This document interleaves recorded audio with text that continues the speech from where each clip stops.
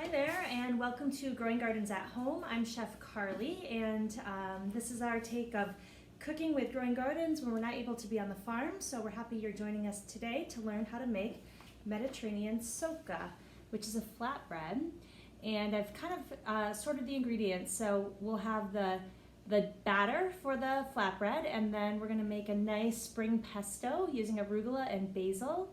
And we'll top it off with some of our favorite toppings. I absolutely love this recipe because it is so quick and so easy. A key essential equipment piece you'll need or want is a cast iron skillet. If you don't have that, I'd suggest trying an enamel bakeware type of dish, Le Creuset type dish that can go in the oven at very high heat, and it's going to cook very short, and then you top it with some nice fresh toppings at the end. Today, what I've kind of drawn from my pantry, and we're going to use our sun-dried tomatoes. I rehydrated them with some boiling water and just let them soak and replump and get juicy and delicious again. Nice Kalamata olives. Artichoke I actually prepared myself, so this is just the chopped heart from the artichoke.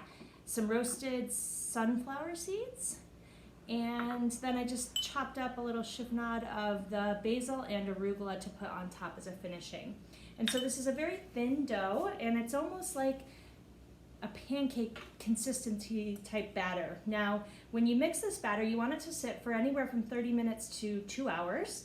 And so I did pre-mix this, and this is garbanzo bean or chickpea flour and water, so simple, super easy, olive oil, salt and pepper, and whatever fresh herbs you have. I use parsley at the moment, that's what I have, and a clove of garlic. I have already preheated my oven. It's on broil, so it's super hot. That's the biggest thing to remember when you're making this is pot holders. Grabbing a cast iron skillet when it's been preheated is the most painful thing ever. And so I'm gonna pull that out of the oven. We're gonna put a little olive oil in the pan, put this in. It's gonna cook between 5 to 10 minutes, and while we're cooking that, we're gonna make a simple fresh pesto to spread on top when it comes out of the oven. So let's go get the pan. It's steaming. You can see it smoking a little bit there. And I'm not gonna measure, I'm just gonna drizzle some oil onto the cast iron bottom. And it's nice to have this pan preheated because it just helps evenly cook the batter because it's not gonna be in there that long. So we're gonna pour this in and kind of spread it around. You're gonna hear it sizzle, which is a really good sound. And again, it's a thin layer. It will puff up a little bit, but this isn't anything that's gonna be super tall or super risen. I'm just gonna spread it around to get it evenly along the bottom of the pan. And this is the size we're going for, is a 10-inch or so cast iron. We're gonna put that back in, I think without kind of drizzling it everywhere. Quick glimpse there. And I'm gonna set that for 5 minutes. I think is gonna be pretty good. And as that is in there baking, in here I've got basil on one side, arugula on the other side, and it's a 2 cups loosely packed arugula to a half a cup of basil. Any greens really will do. Anything you like. If you like something spicy, watercress is nice, arugula of course is nice. You can use kale, you could use all basil, whatever you have in your refrigerator at this moment or growing outside. I suggest you just go for it and experiment and play with it. Sometimes I do like to add a little bit of red pepper, crushed red pepper. I didn't grab that today, so we won't be using that in this moment. And I only had 1 clove of garlic, so it's in the flatbread as we are cooking it. And so this one is gonna go without extra tangy or pungy garlic, but that's okay too. I have some raw sunflower seeds. You are also welcome to use a pine nut or walnut or really any kind of nut or crunch, a pumpkin seed, to kind of just give it a little bit of texture, that pesto texture. I love lemon in pesto, so I'm gonna do the peel and zest it, and then also do the juice of the lemon. I have a microplane. If you don't have a microplane in your home, then you could use a cheese grater and get it, as fine as you can get it. It'll actually process more in the food processor. If you don't have a food processor, pesto works really great in a blender as well. So one of those apparatuses will work wonderfully. And this is about 1/4 of a lemon. You can use more or less depending on the flavor you like. And really, greens can vary so much, whether they're spicy, whether they're a little bitter. And so I often suggest tasting it and just seeing, and if it is not quite the flavor you want, you can always add a little maple syrup or a little bit of honey just to give it a little touch of sweetness to counter any of the tang, or I'm sorry, the bitterness you might get from those greens.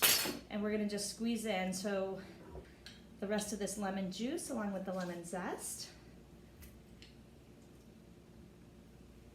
And then we're also gonna add nutritional yeast. Now, in my home, we stay away from gluten and we stay away from dairy. So this is a recipe that reflects both of those things. And so in place of the dairy, I like to use nutritional yeast, which has nice nutritional benefits. It's a nice protein. It has vitamins and minerals in it.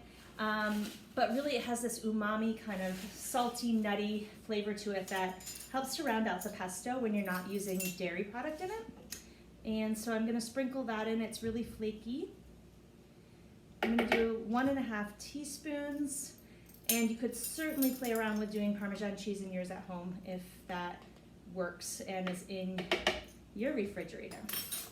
Just gonna estimate a little salt and pepper. We can always add more. And then we're gonna blend this up, and then once that's all incorporated, we'll slowly add our olive oil into the pesto to pull it all together into more of a spread. And so, let's grab this here. Get it plugged in, and here we go.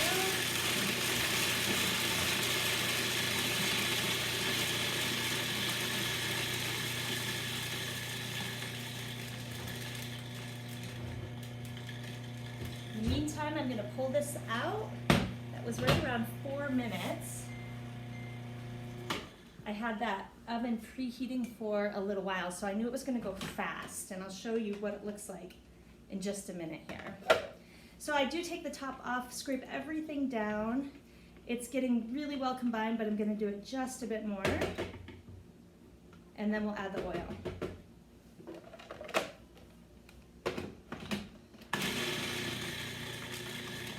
And I like to add the oil in a steady stream through the top so that it can kind of emulsify as it's blending and bring everything together nicely.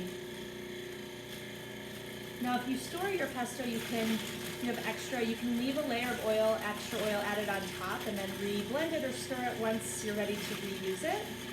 Often, if I have extra pesto, I like to also freeze it in small batches, either in an ice cube tray, or you can also put it in a Ziploc bag and then just pull that out as you need it for a nice flavor to a dish you're making. It's just a wonderful thing to have around on hand. All right, so this is ready to spread. This is such an easy recipe to do. All right, and so I'll grab my mitt and just show you how that's browned up so it's still soft in the middle. It's gotten crispy on the edges, and it's just nice and thin, and you could pull it out, but I usually just assemble it right in here and then use that as kind of the serving dish. It's kind of just pretty to serve it from there, or you could transfer it to a platter or a plate, or by the piece if you would like as well. And so we'll spread on the pesto, we'll top it with our fresh ingredients, and then you're done. It doesn't need to cook again. If you prefer to have those things on top warmed, you could put them on already warmed, or you could throw it back in the oven. I wouldn't say back at broil, but just even turn off your oven and put it back in the oven for, only a few minutes to just get everything reheated. And so we'll just plop on the pesto.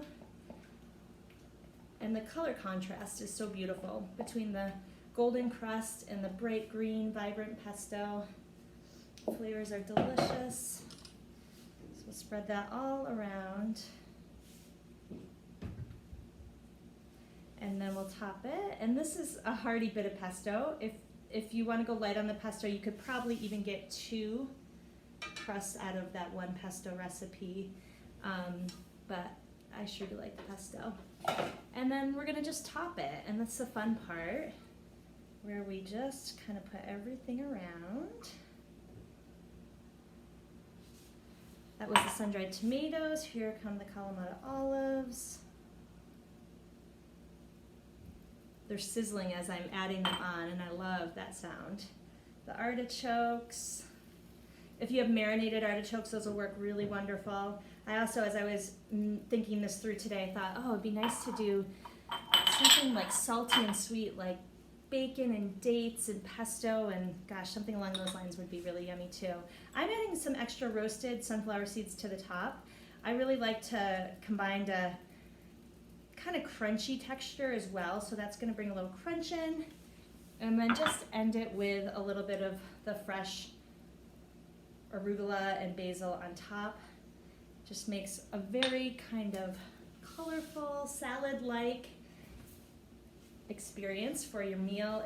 It's quick, it's easy, it's vegetarian, it's vegan, plant-based, beautiful Socca. So tonight we'll eat that with a salad, and it'll be a beautiful dinner. I hope you find it easy to make. I'd be curious to see what things you pull from your pantry to make your beautiful combination.